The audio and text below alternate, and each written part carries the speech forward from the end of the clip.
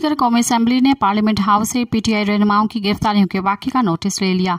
Speaker सरदार अयाज सादी की ज़ेर सदारत कौमी असम्बली का इजलास हुआ। स्पीकर कौमी असम्बली ने गुज़िश्ता रोज़ के वाक़े पर कार्रवाई का ऐलान करते हुए कहा कि कल रात जो पार्लियामेंट में हुआ उसे तीसरा हमला समझता हूँ, उस पर खामोश नहीं रहा जा सकता। कल के वाक़े के तमाम फुटेजेस तलब की हैं। इस मामले को हम संजीदगी से देखेंगे। हक़ाइक़ और फुटेजेस देखने के बाद एक्शन लिया जाएगा। इजलास में इज़हार ख्याल करते हुए पाकिस्तान तहरीक इंसाफ के रहनुमा अली मोहम्मद खान ने कहा कि कल रात जो हुआ वो पाकिस्तान की जमहूरियत का 9 मई था, जिसे पाकिस्तान की तारीख में सियाह बाब के तौर पर याद रखा जाएगा। मज़ीद ख़बरन ऐं तफ़सीलात लाइ विज़िट कयो असांजी वेबसाइट www.awamiNewsHD.com ऐं ॾिसंदा रहो अवामी न्यूज़ HD।